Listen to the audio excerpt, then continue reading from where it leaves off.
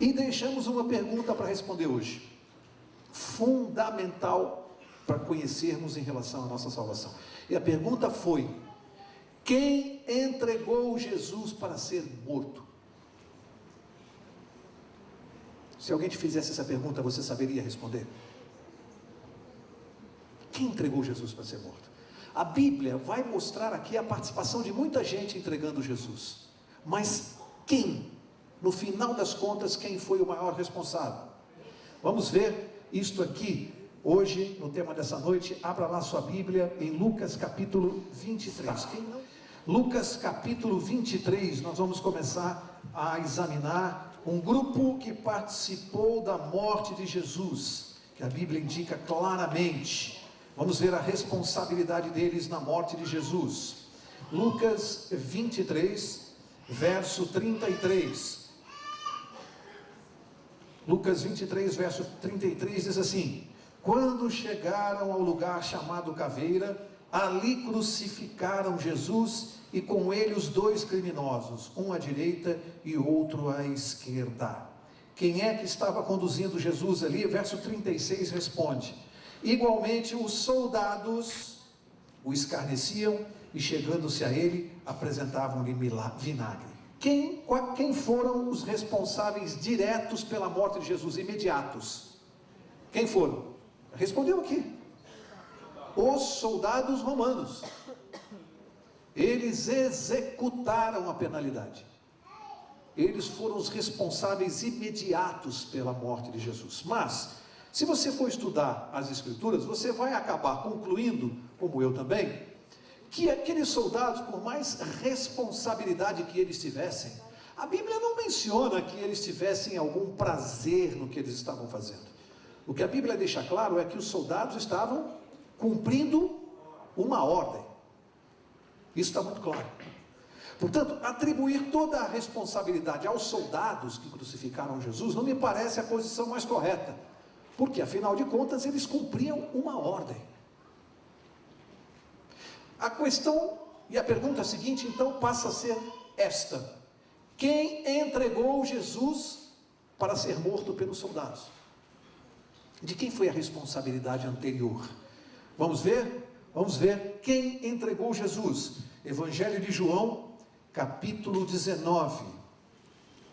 João, capítulo 19, vai nos ajudar a responder essa pergunta.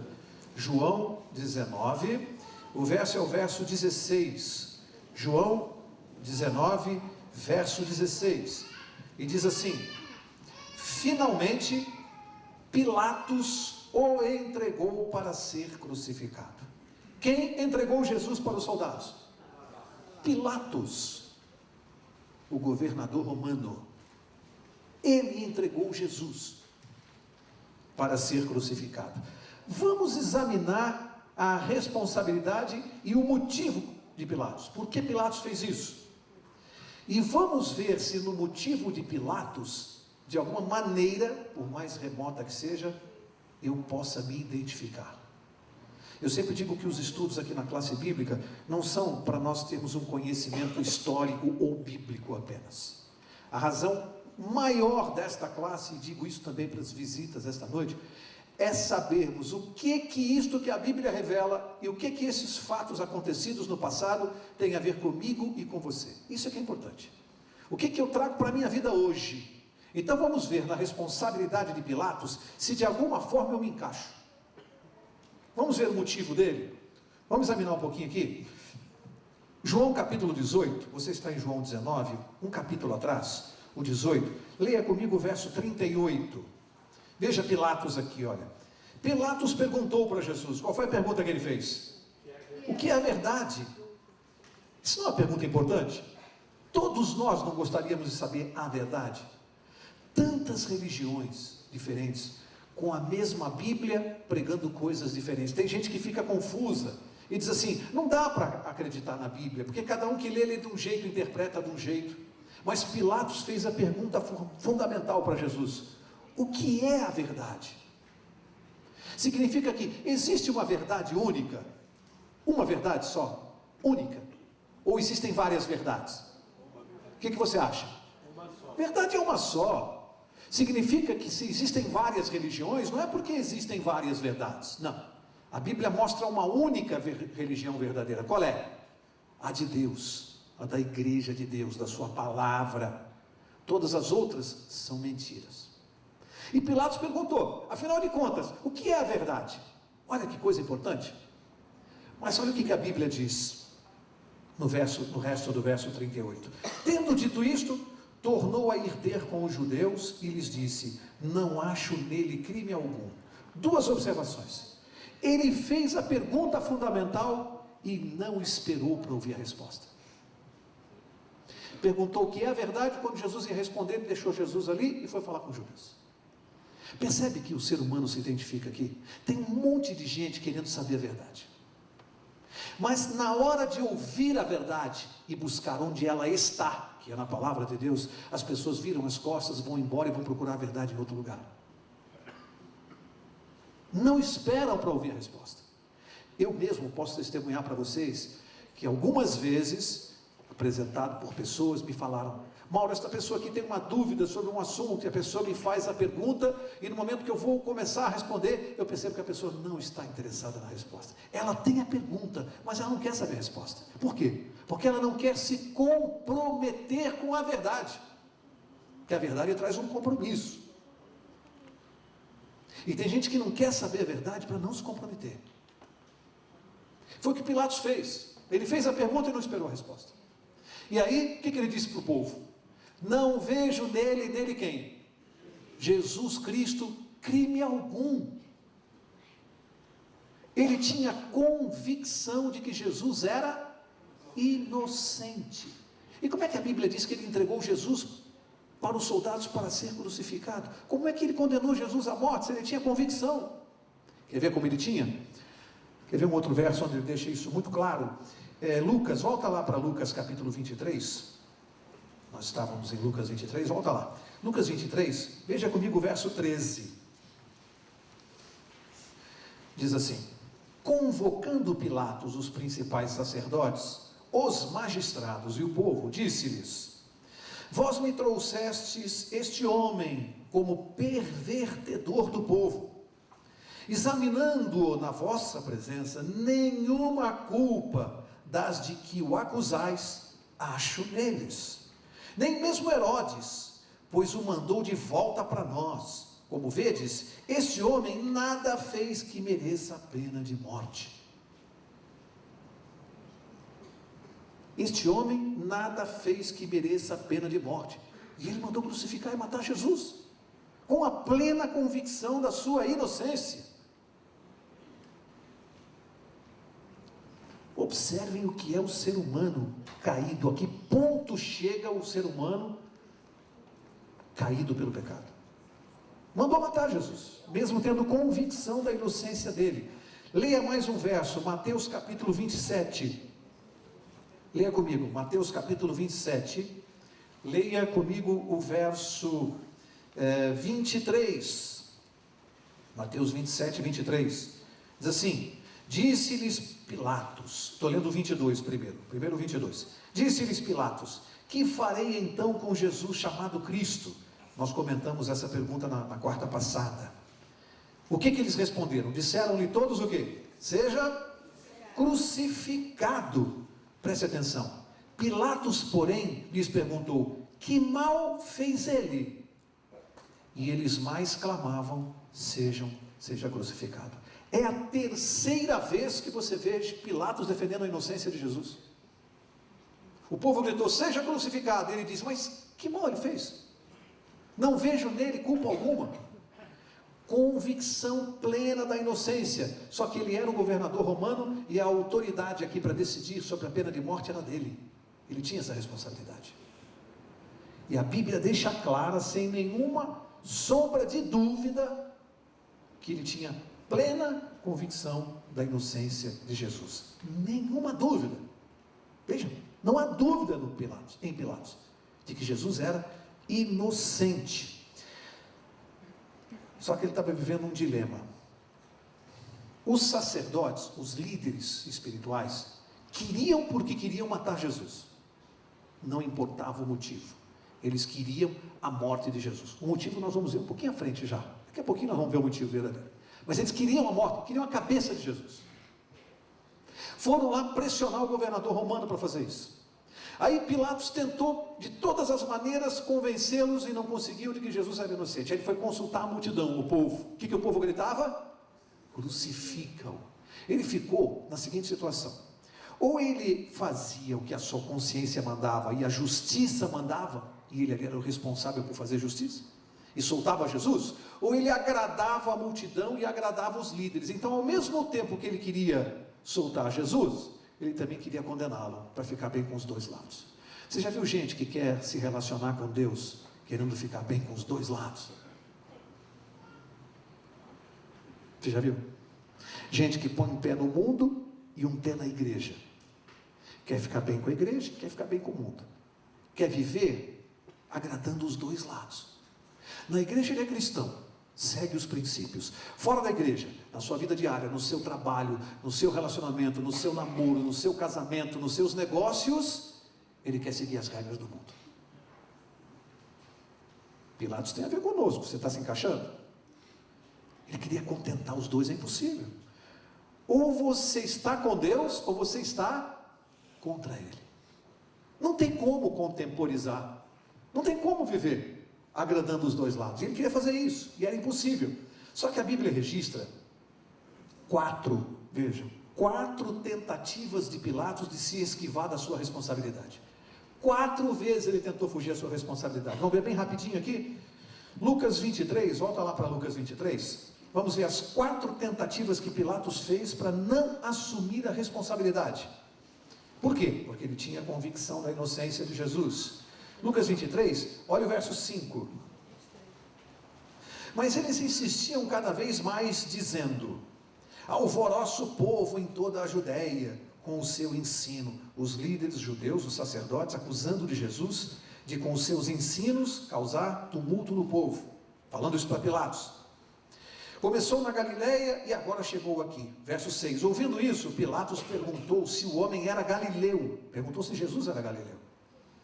Ao saber que era da jurisdição de Herodes, remeteu-o a Herodes, que naqueles dias também estava em Jerusalém. Primeira tentativa dele de se esquivar. Vieram fazer as acusações contra Jesus. Ele vendo que Jesus era inocente, o que ele perguntou? Uma coisa que não tinha nada a ver. Escuta, ele é galileu? É. Ah, então a jurisdição não é minha, é de Herodes. Empurra para o Herodes que eu não quero esse ovo quente na minha mão. Manda ele lá para Herodes. Tentou se esquivar. O que Herodes fez? Verso 8. Herodes, quando viu a Jesus, alegrou-se muito, porque havia muito que desejava vê-lo, por ter ouvido dele muitas coisas, e esperava que ele viria fazer algum sinal, milagre, né? Interrogava-o com muitas palavras, mas ele nada lhe respondia. Estavam presentes os principais sacerdotes e os escribas, acusando-o com grande veemência. Então Herodes, com os seus soldados, tratou-o com desprezo e, escarnecendo dele, vestiu-o de uma roupa resplandecente e tornou a enviá-lo a Pilatos. Herodes viu que ele era inocente, viu que era uma trama suja para matá-lo, viu que ele não tinha culpa de nada do que estava sendo acusado. O que ele fez? Eu não quero saber disso, volta lá para Pilatos e deixa que ele resolva, eu quero ficar bem com o pessoal aqui. Um empurrando para o outro, vendo que Jesus era inocente. Por quê? Pressão dos sacerdotes, dos líderes judeus, queriam a morte de Jesus, e um fica empurrando para o outro. Pilatos e Herodes não quiseram se envolver com esse problema. Agora olha o verso 17 de Lucas 23. Verso 17 diz assim: era-lhe necessário soltar-lhes um detento por ocasião da festa. Toda a multidão começou a gritar: fora daqui com este, solta-nos Barrabás. Barrabás fora lançado na prisão por causa de uma sedição feita na cidade e de um homicídio. Por isso que Barrabás estava preso, matou alguém. Querendo soltar a Jesus, Pilatos falou outra vez com a multidão, mas eles clamavam mais ainda: crucifica-o, crucifica-o. Pela terceira vez Pilatos lhes disse: mas que crime cometeu esse homem? Não acho nele nada que mereça a pena de morte, portanto eu o castigarei e o soltarei. Qual foi a segunda tentativa de Pilatos de se esquivar da responsabilidade? Ele se lembrou que era uma festa judaica, e ele se lembrou que naquela festa, ele como governador tinha direito de fazer uma coisa. Ele poderia soltar um criminoso. Isso existe até hoje, a possibilidade, especialmente nos Estados Unidos, chamado indulto. Indulto. Ele podia soltar um criminoso. O que ele fez? Pensou, vou pegar Barrabás, que é um cara que está sujo aqui na praça, um criminoso, um bandido terrível. Você pega aí hoje, ultimamente, qual foi o crime mais hediondo aí, da menina dos Nardoni, ou pega outro aí qualquer, pega uma pessoa assim. Você imagina pegar Jesus e dizer assim, bom, já que eu quero soltar Jesus, vou perguntar para o povo, solta o Jesus ou solta o Nardoni? A multidão gritou, solta o Nardoni, crucifica Jesus. Aí tem gente que fica dizendo assim, mas só vocês da igreja que fazem essas bobagens que está na Bíblia, a maioria das pessoas já não faz mais isso. Em matéria espiritual, as maiorias sempre estiveram erradas. Quando a maioria foi consultada, a maioria mandou matar Jesus. Continua ouvindo o que a maioria diz, o que a mídia diz, o que a televisão diz, o que as faculdades dizem, em matéria espiritual estou falando. Estou falando de matéria espiritual. Não estou falando de matéria científica, técnica. Em matéria espiritual, continue ouvindo as maiorias, que é a melhor maneira de você ir para o buraco. As maiorias, em matéria espiritual, sempre estiveram erradas. Em segunda tentativa de Pilatos, tentou trocar Jesus por Barrabás. Não deu certo.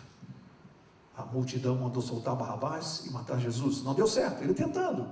Terceira tentativa dele, eu acabei de ler o verso 22, vou ler de novo.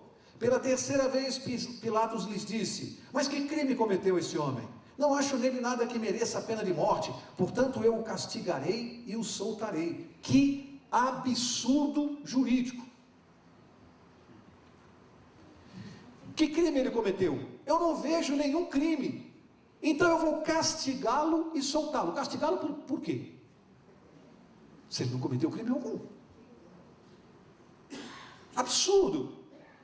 Mas por que ele propôs isso? Ele imaginava que quando a multidão visse Jesus passando pela tortura que ele passou, todo dilacerado, quando ele passasse pela tortura dos açoites, ele imaginou que a multidão ia se acalmar e não ia exigir a pena máxima. Quebrou a cara. Terceira tentativa dele. Castigar um inocente. Quanto absurdo. Última tentativa que ele fez, volta lá para Mateus 27, última tentativa, Mateus 27, é o verso 24, Mateus 27, verso 24, última tentativa que ele fez para se livrar do problema. Então Pilatos, vendo que nada conseguia, antes o tumulto crescia, tomando água, lavou as mãos diante da multidão, dizendo, estou inocente do sangue deste homem, a responsabilidade é vossa. Aqui é preciso uma explicação de contexto, senão pode perder um pouco a força do verso. Não é como se disséssemos hoje que Pilatos lavou as mãos assim, não, porque no tempo dele, um homem público, um magistrado, lavar as mãos em público tinha um simbolismo muito forte, que significava realmente não tomar parte naquele ato. Por isso que hoje nós emprestamos desta passagem bíblica a expressão, eu lavo as minhas... O que a gente está dizendo quando fala isso? Eu lavo as minhas mãos, eu não tenho nada a ver com isso. Pilatos, sabendo que ele era inocente, sabendo que a decisão era dele, ele disse, eu lavo as minhas mãos do sangue deste inocente. Que absurdo! Condenar à morte alguém que ele declara na sentença. Você já viu uma sentença assim? Eu acho que nós temos mais advogados aqui essa noite.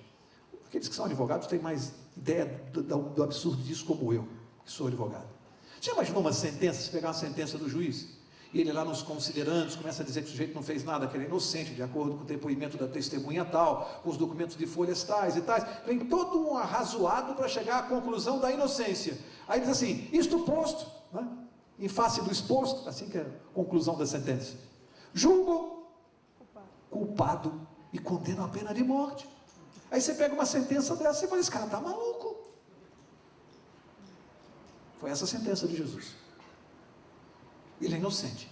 Mas para agradar a multidão, julgo ele culpado. Podem matá-lo. Eu vou lavar minhas mãos.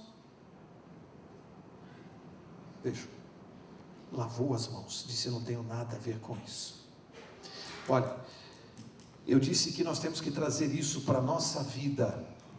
É fácil condenar Pilatos, não é?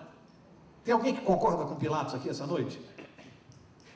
É fácil condenar Pilatos. Mas quando, eu disse no início, nós procuramos olhar para os erros que ele cometeu e trazemos para a nossa vida, vamos ver se nós alguma vez, em algum momento, agimos como Pilatos? Será que nós também já não procuramos subterfúgios para não aceitar Jesus? Subterfúgio. Pilatos queria subterfúgio lá, mandou para Herodes, tentou de tudo quanto é jeito, tentou se esquivar.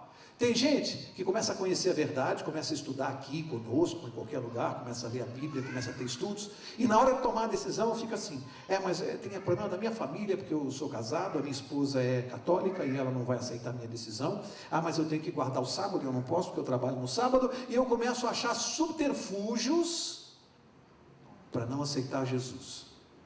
Estou agindo como Pilatos, e eu fico condenando Pilatos. Mas eu fico encontrando um jeito de me eximir da minha responsabilidade. Estou agindo como Pilatos. Será que nós também... Você percebe que Pilatos cometeu um erro aqui, também muito grave, né?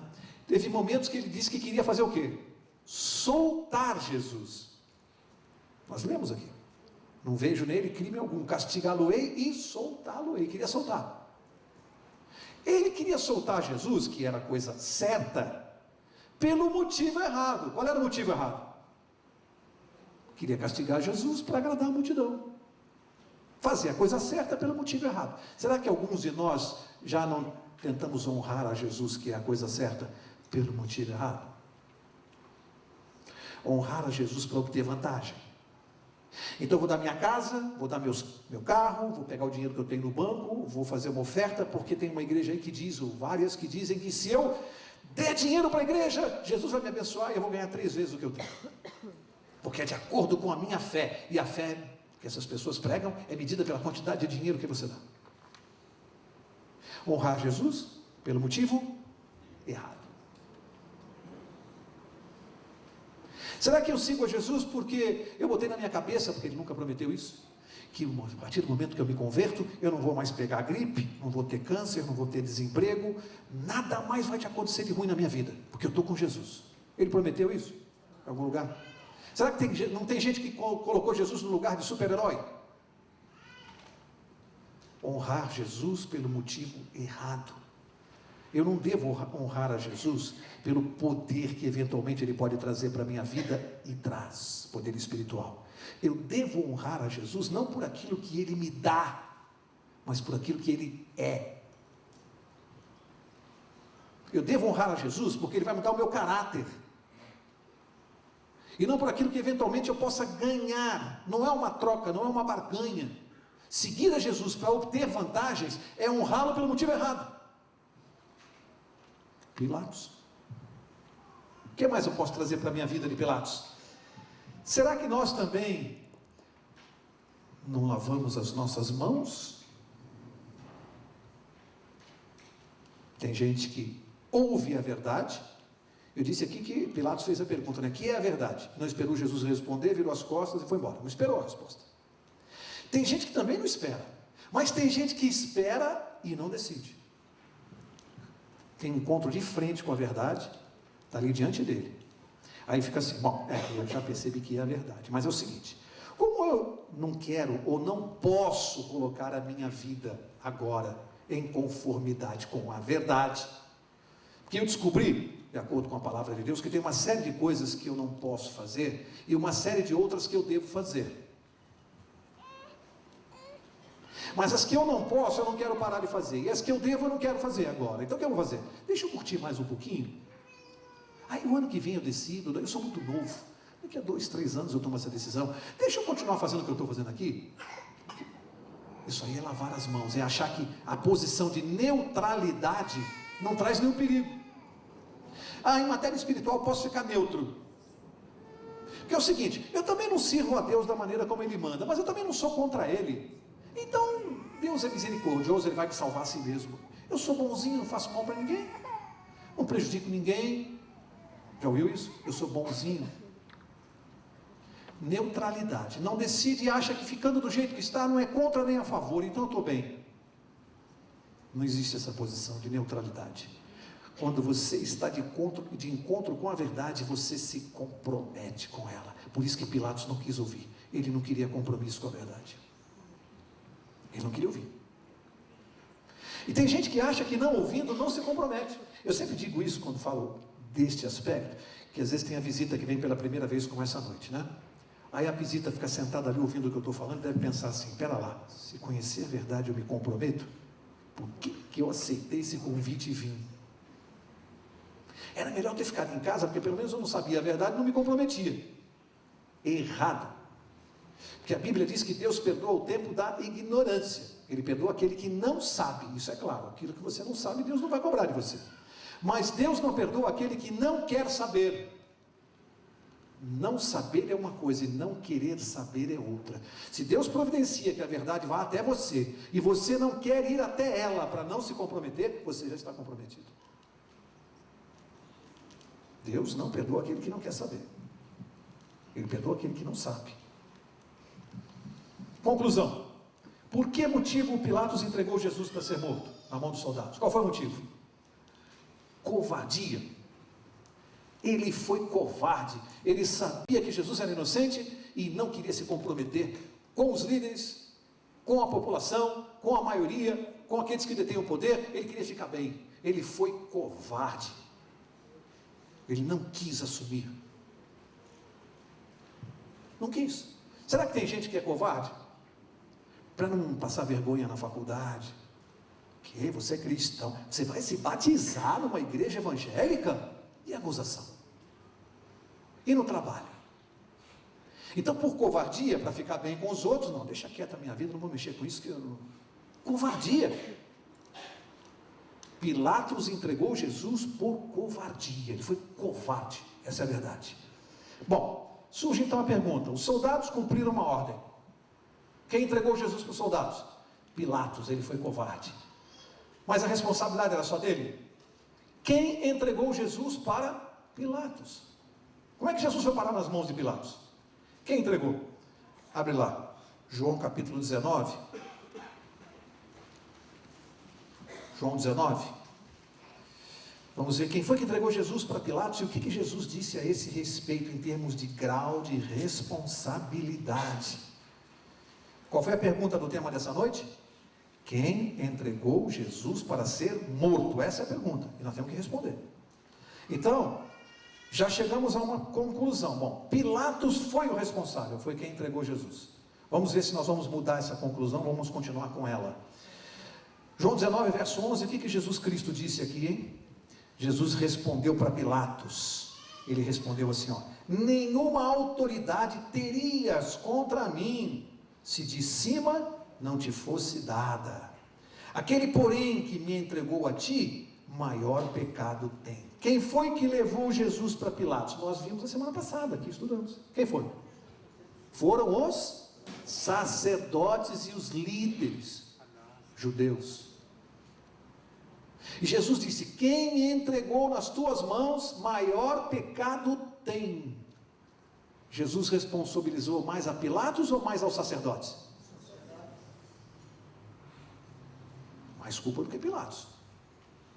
Eles é que entregaram Jesus para Pilatos e colocaram Pilatos naquela situação que acabou gerando a covardia. Eles pressionaram. Eles levaram Jesus para Pilatos. Jesus disse que eles têm um pecado maior.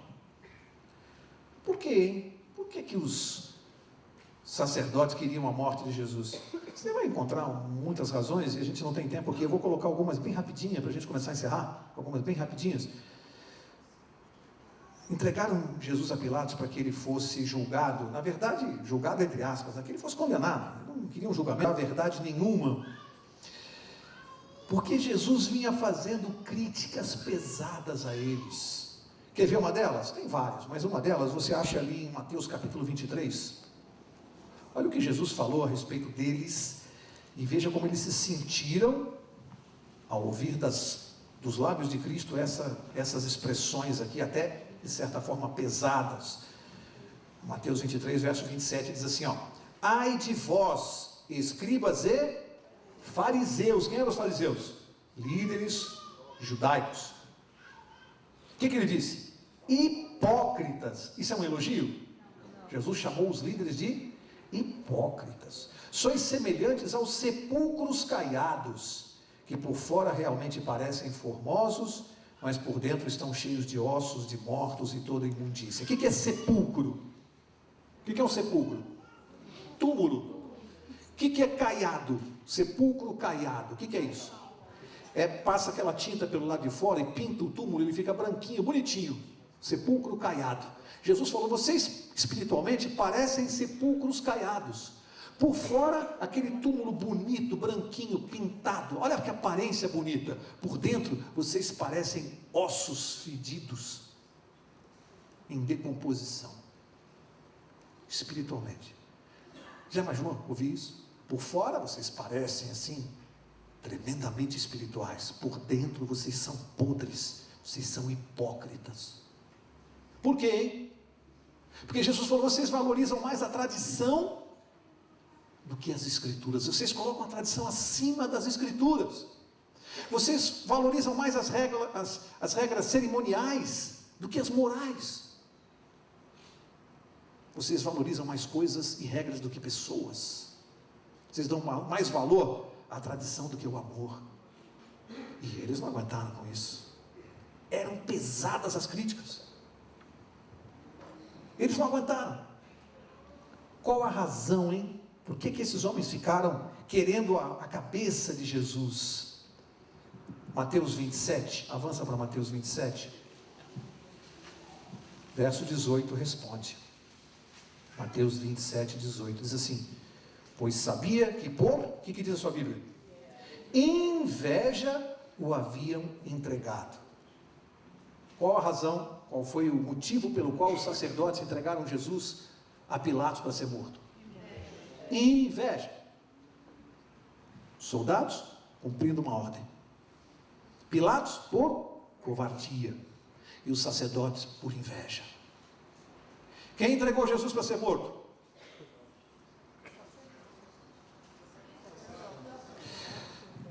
Vamos ver? E quem entregou Jesus para os sacerdotes? Então vamos lá. Nós sabemos, né? Quem foi? Judas que entregou Jesus para os sacerdotes. Sabe, tem gente que acha que Judas não tem culpa. Eu já ouvi isso, hein? Talvez você já tenha ouvido também. Sabe por quê? Tem gente que fala assim: Judas não foi culpado porque as escrituras já diziam que Jesus seria traído. Portanto, Judas nada mais é do que instrumento de Deus. Ele é uma vítima da predestinação. Olha. Então não tinha culpa, porque ele estava cumprindo o plano de Deus. E onde é que está escrito que a predição bíblica, a profecia, induz alguém a fazer alguma coisa? Obriga alguém a fazer alguma coisa? O que tem a ver a predição com... Ele não era um agente livre? Ele não tinha livre-arbítrio? Pergunto, Jesus tentou demovê-lo, convencê-lo a não traí-lo? Sim ou não? Sim ou não? Claro que sim. Jesus fez de tudo para não ser traído. Jesus apelou para o coração de Judas. Na ceia, Jesus falou que ele disse que seria traído. Judas não podia ter voltado atrás na intenção que ele tinha. No dia do julgamento de Jesus, o que aconteceu lá no tribunal? O que chegou para Pilatos? Um bilhete de quem? Da sua esposa. O que dizia o bilhete da esposa dele? Tive um sonho, não te metas com esse inocente, com esse justo, não se envolva com ele. Eu tive um sonho, avisou a ele, um sonho veio de Deus, não se envolve com ele, ele é inocente. Deus tentou mexer no coração daquele homem, Jesus apelou para o coração dele. Quem tomou a decisão de seguir e vendeu Jesus por moedas de prata? Foi Judas. Não tem predestinação. A Bíblia apenas contou antes, revelou. A Bíblia não adivinhou. A Bíblia não adivinha nada. A Bíblia revela. O fato de Deus saber as coisas antes delas acontecerem não significa que Ele induz alguém a fazer alguma coisa. Ele apenas sabe antes. Judas era um homem normal, tinha livre-arbítrio. Apenas Deus já sabia e contou para nós que Jesus seria traído. Mas dizer que ele não fez a sua escolha, qual o motivo que Judas entregou Jesus para ser morto? Por ganância. Ambição, ganância, dinheiro, money. Você vê o ser humano nisso? O que o ser humano, não a maioria, não todos, não a maioria não todos, não todos, mas a grande maioria da humanidade faz qualquer coisa por dinheiro. Não é à toa que tem um programa na televisão que dizia assim, tudo por, e as pessoas faziam tudo por dinheiro. Hoje continuam fazendo, não todos, mas a maioria. Bom, para encerrar, nós temos que responder a pergunta. Afinal de contas, quem entregou Jesus para ser morto? Os soldados cumprindo ordens? Pilatos por covardia? Sacerdotes por inveja? Judas por ganância? Vamos ver? Tem um verso de apoio aqui, que vai ajudar, 2 versos para encerrar, tá? Vai ajudar aqui, João capítulo 10, tem um verso aqui que vai complicar e embaralhar todo o estudo. Vai embaralhar tudo agora, porque João capítulo 10 vai acrescentar um elemento aqui que a gente parece que estava se esquecendo. João 10, verso 17, diz assim, por isso o Pai me ama, Jesus Cristo falando, por isso o Pai me ama, porque dou a minha vida para tornar a tomá-la, ninguém a tira de mim, mas eu espontaneamente a dou. Paro para perguntar, quem entregou Jesus para ser morto? Quando ele diz, eu dou a minha vida, ninguém a tira de mim, eu a dou espontaneamente. Será? Então vamos ler mais um verso. A ideia não é complicar, é esclarecer. Romanos capítulo 8. Romanos capítulo 8. E aqui, que coisa impressionante, né?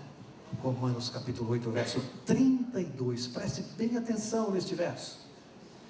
Diz assim, aquele que nem mesmo a seu próprio filho poupou, antes fez o quê? Entregou por todos nós, como não nos dará também com ele todas as coisas? Quem entregou Jesus para ser morto? O Pai.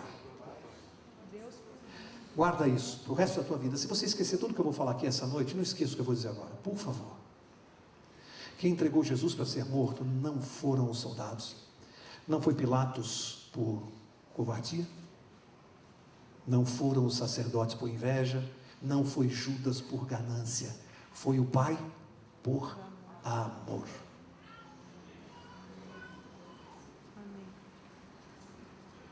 Foi o Pai por amor. No ponto de vista humano, humanamente falando, foi essa sucessão que nós estudamos.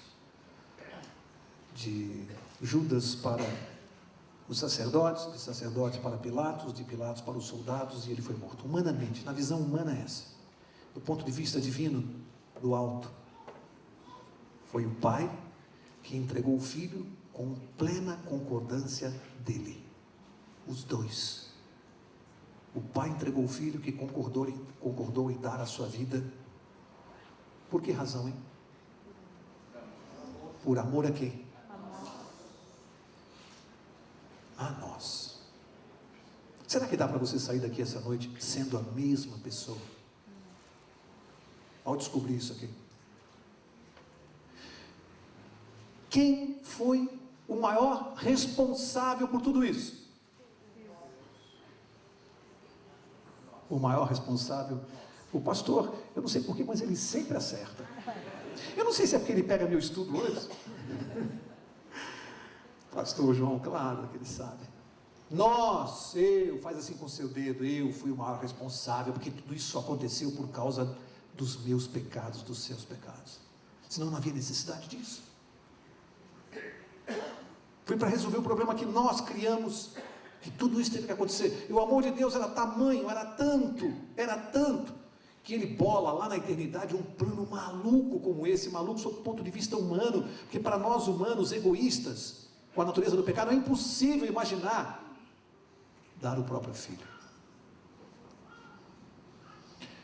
Quando eu era adolescente, na época do colegial, no colégio que eu estudava, havia um determinado período, Dia das Mães, que nós fazíamos uma encenação, um teatrinho no auditório do colégio. As mães eram convidadas e os alunos encenavam ali uma peça. Isso é muito comum. Eu não sei, estou fora da escola há muito tempo, não sei hoje em dia se ainda se faz isso, mas eu acredito que sim. Meus filhos também já estão formados, então faz uns 15 anos que eu não sei o que é coisa de escola, mas eu acredito que ainda se faça isso. E eu nunca me esqueci daquela peça, nunca me esqueci, que eu assisti no meu colégio, porque ela foi muito marcante para mim. Eu me lembro que eu ainda garoto, sei lá, 15, 16 anos, eu chorei muito assistindo, porque era a história de uma mulher, e a história começa com um rapaz que era cego. Ele perdeu a visão e passou a sua vida sempre blasfemando contra aquilo, porque ele ficou sabendo muito jovem que a mãe o havia abandonado porque ela era uma prostituta. A peça se desenvolve nisso, a revolta dele em relação à mãe tê-lo abandonado, pela vida que ela levava. Foi criado por uma outra família, em determinado momento ele descobre essa situação, e viveu a adolescência. Quando falavam no colégio, e a sua mãe? Ele dizia, eu não tenho mãe. Até que, quando se tornou adulto, ele passou a ter uma doença na vista e ficou cego. E aí a peça vai desenrolando, mostrando a vida dele com a revolta e a cegueira. E ele vai envelhecendo, vai ficando mais maduro, e aquela revolta cada vez maior contra a mãe. Viveu a vida amargurada por causa disso. Quando ele já era um homem grisalho, tocaram a campainha da casa dele. Me lembro como se fosse hoje essa peça. Estou vendo a cena na minha frente. Sei até os colegas que fizeram. Eu já estava muito emocionado nessa cena. Tocaram a campainha da casa dele, até porque eu já sabia o final. E ali ele atende e a pessoa diz assim, olha, eu vim te trazer, um estranho que ele não conhecia, eu vim te trazer aqui um pedido, você precisa me acompanhar até o hospital, porque a sua mãe está morrendo. E ele disse, que absurdo, eu não tenho mãe. E a pessoa disse, não, você tem sim, e você precisa ir comigo. Ele disse, não tenho mãe e não vou a lugar nenhum. A pessoa pegou ele pelo braço forte, segurou, sacudiu e falou assim, você vai, nem que você vá na mar, mas você vai. E ele se assustou e foi arrastado. Aí muda a cena, aparece no hospital, uma senhora sentada numa cadeira de rodas, bem velhinha, com óculos escuros. E ele, algum tempo atrás, havia se submetido a uma cirurgia de implante de córnea e já estava enxergando. Ao chegar lá, vocês podem começar a concluir, é claro, revoltado, totalmente revoltado, o amigo dizia, aí está a sua mãe. E ele olhava e dizia assim, eu não tenho mãe. E a senhora quieta. Ele disse, você tem mãe sim. Ele dizia, eu não tenho não. Aí o homem gritou com ele e falou assim, você é muito arrogante e vaidoso. Esta mulher que está aí, que é a sua mãe, você sabe por que ela não tem mais a sua visão? Porque há 10 anos atrás ela doou as suas córneas para você enxergar. Por que eu estou contando essa história hoje, que na época me fez chorar? Era Dia das Mães, para mostrar o que uma mãe é capaz de fazer. Eu tenho filho, eu tenho 2.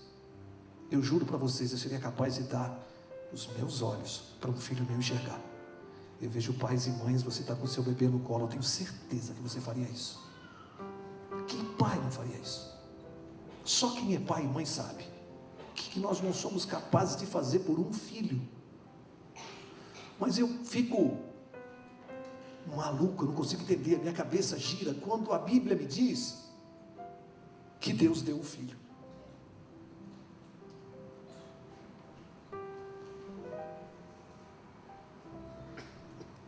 Ele deu o filho. Esse tipo de amor eu ainda não alcancei. E eu não posso, sabendo disso, continuar levando a mesma vida. eu preciso entender. Que amor mais louco, que loucura, para me salvar. Deus deu o Filho. Que Deus te abençoe. Na próxima quarta, nós vamos seguir com essa série. Não dá para desconhecer isso e pensar em salvação, é preciso saber isso. Eu vou pedir ao pastor para orar por nós, mas que ao longo dessa semana, se você se esquecer de tudo que você ouviu aqui essa noite, não se esqueça de uma coisa: Deus deu o próprio Filho.